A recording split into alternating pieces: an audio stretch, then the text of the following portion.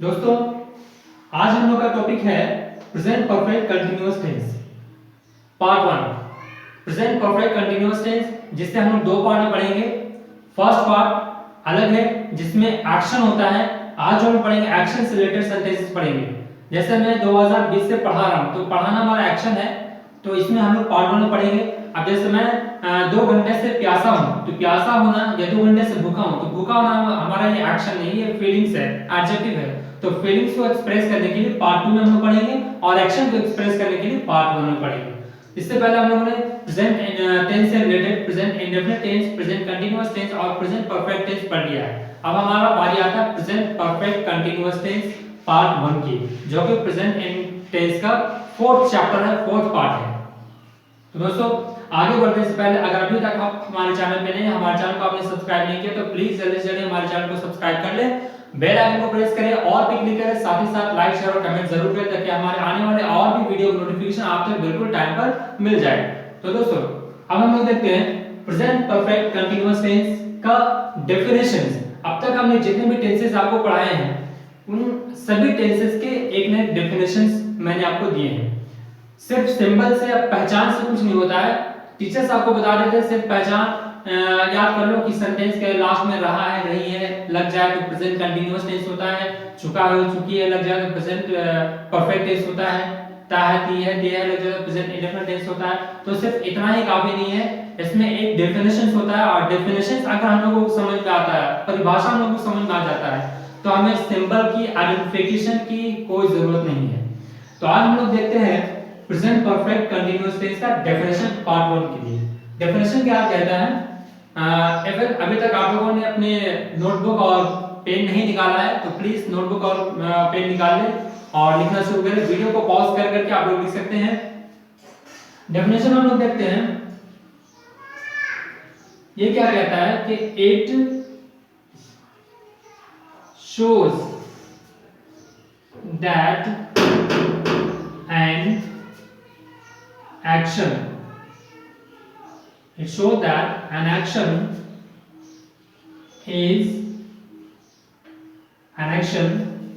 has been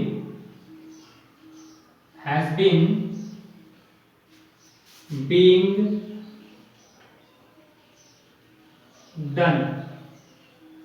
it shows that यह दिखाता है कि an action has been being done, कोई काम किया जा रहा है for a long time, has been being done continuously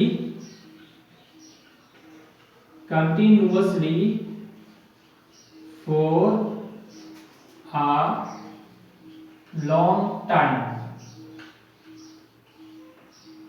for a long time मतलब ये दिखाता है कि कोई एक्शन किया जा रहा है वर्तमान समय में कंटिन्यूअसली लगातार, but for a long time, एक लंबे समय से। फॉर एग्जांपल मैं कहता हूं कि मैं पढ़ा रहा हूं, simple at the time of speaking हमारा एक्शन अभी कंटिन्यूअस टेंस है, ऑलरेडी सिर्फ कंटिन्यूअस टेंस है। मैं पढ़ा रहा हूं, मैं लिख रहा हूं, मैं खा रहा हूं, मैं जा रहा हूं, मैं पढ़ रहा हूं। लेकिन अगर कहे कि मैं 2 घंटे से पढ़ रहा हूं, मैं 2 घंटे से पढ़ा रहा हूं, मैं सोमवार से पढ़ा रहा हूं, मैं 2008 से पढ़ा रहा हूं, तो इसमें समय का नाम आ जाता है दोस्तों। तो समय का नाम आ जाने के लिए हमारा टेंस चेंज हो जाता है समय का नाम आ जाने पर।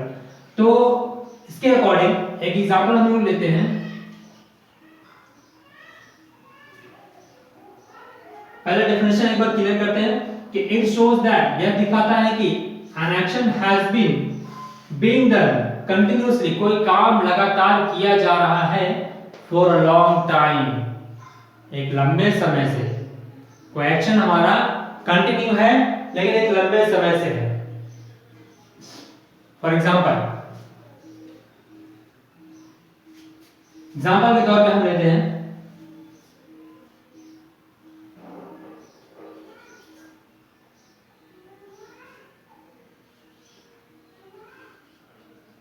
पिछले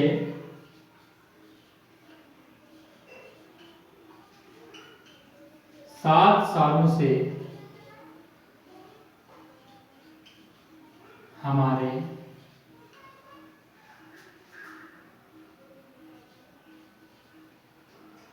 अच्छे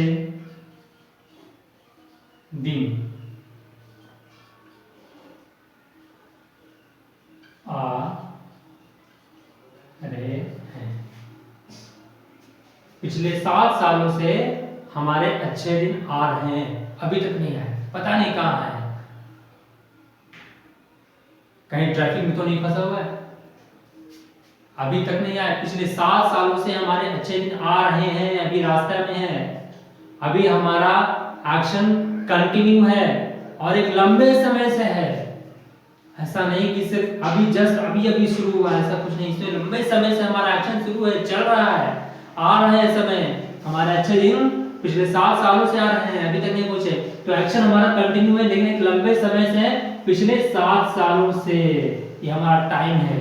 अगर हम सिर्फ इतना कहते हैं कि हमारे अच्छे दिन आ रहे हैं, मतलब कंटिन्यूअस अभी रास्ते में बस आ ही जाएगा, लेकिन तो बहुत समय से है, पिछले 7 सालों से हमारे अच्छे दिन आ रहे हैं। फॉर एग्जांपल ये हो गया हमारा, अब इसको इंग्लिश में ट्रांसलेट करते हैं। पहले हमारे अच्छे दिन सब्जेक्ट हो गया हमारा, यहां पे हम लिखते हैं आवर गुड डे,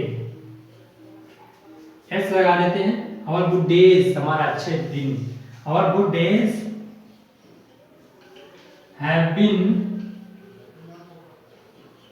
कमिंग, आ रहे हैं, कब से, पिछले 7 सालों से, since last 7 years,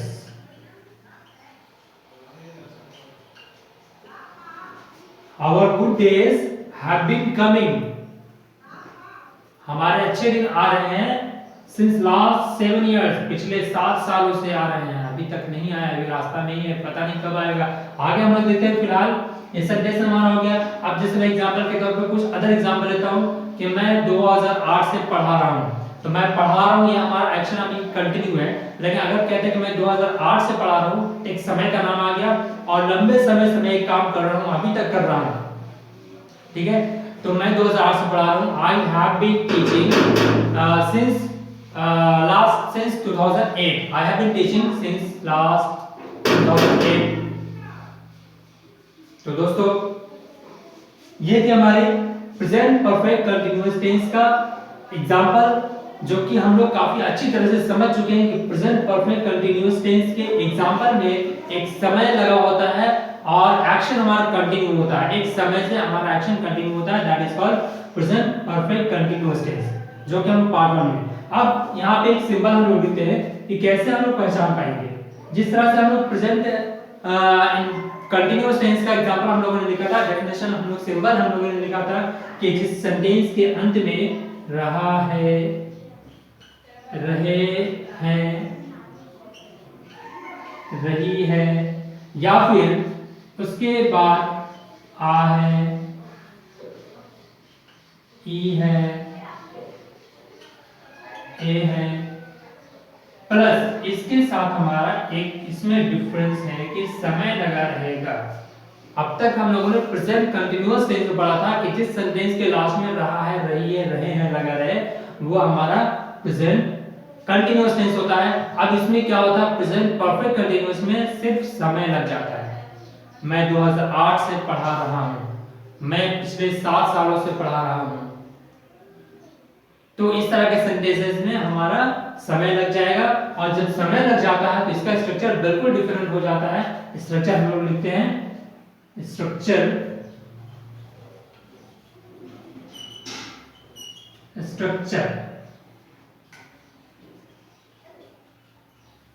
affirmative sentence, सिर्फ एक सेंटेंस का स्ट्रक्चर मैं लिखता हूं। You can make 6 sentences yourself. Last video में हम लोगों ने लगभग 6 सेंटेंसेस का स्ट्रक्चर हम लोगों ने पढ़ लिया है दोस्तों। If you want to learn more about it, then you can go to playlist and you can go to a link and you can watch yourself. तो देखते हैं हम लोग यहाँ पे अफर्मेटिव सेंटेंस का स्ट्रक्चर लिखते हैं। सबसे पहले ये कहता है कि सब्जेक्ट लिखना है, उसके बाद हैज या हैव का यूज कर देना है, उसके बाद बीन, और उसके बाद वर्ब का fourth form, and after that object plus since या फॉर प्लस टाइम, इसका यूज कर देना है। अब एक अदर एग्जांपल हम लोग यहाँ पे ले लेते हैं। एग्जांपल के तौर पे मैं 2008 से अंग्रेजी पढ़ा रहा हूँ।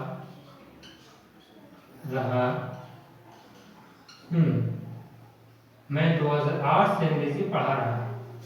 कौन? मैं। सब्जेक्ट हमारा हो गया मैं, आई लिख देते हैं।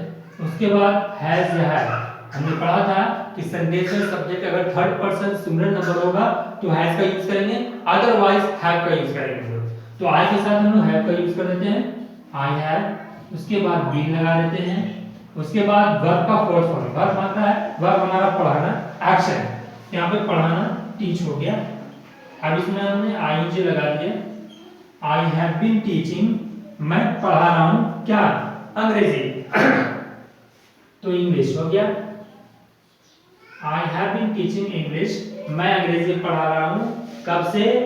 2008 से, सिंस 2008, मैं 2008 से अंग्रेजी पढ़ा रहा हूं। अच्छा, अब कंडीशन यहाँ पे फ्रेंड्स एक ये है कि यहाँ पे एक सिंस का यूज किया गया और एक तरफ फॉर का भी यूज किया गया है। हम लोग को कब सिंस और कब फॉर का यूज करना है? Note it in your notebook, you can note also कि सिंस का यूज तब करेंगे जब समय का मुख्य नाम होगा। फॉर एग्जांपल 2008 से, मैं सोमवार से पढ़ा रहा हूं तो सोमवार से, मंगलवार से, जनवरी से, 2 बजे से, 12 बजे से, समय का नाम होगा, एक्यूरेट टाइम, फिक्स टाइम होगा, तो हम लोग यहाँ पे सिंस का यूज करेंगे। और अगर समय का मुख्य नाम नहीं होगा, सिर्फ काउंटिंग में होगा, तो फॉर का यूज करेंगे। जैसे मैं 2 दिनों से पढ़ा रहा हूँ, 2 महीनों से, 2 सालों से, या फिर 4 2 years, 4 2 days, 4 2 months, 4 2 weeks you can use. अगर समय का नाम होगा तो सिंस का यूज कर देंगे, और अगर समय का नाम नहीं काउंटिंग में होगा और लास्ट में अगर पिछला शब्द लग जाता है, लास्ट लग जाता है वर्ड, तो हम वहां पे सिंस का यूज कर देंगे। फॉर एग्जांपल मैं 2 घंटे से पढ़ा रहा हूं, तो I have been teaching for 2 hours, 2 hours counting number में है, 2 आवर्स, इसके बाद मैंने 4 लगा दिया, I have been teaching for 2 hours. लेकिन अगर मैं कहता हूं कि मैं पिछले 2 घंटे से पढ़ा रहा हूं, तो जैसे ही 2 घंटा पीछे जाता है हमको समय एक्यूरेट पता चलेगा कि 2 घंटा पहले कितना बज रहा था। तो इस अकॉर्डिंग हम लोग सिंस का यूज कर देते हैं। समय का नाम पता चल जाएगा तो सिंस का यूज कर देंगे, पता नहीं चलेगा तो फॉर का यूज करेंगे। दोस्तों, ये थी हमारी प्रेजेंट परफेक्ट कंटीन्यूअस टेंस का पार्ट 1। आई होप ये वीडियो आपको पसंद आया होगा।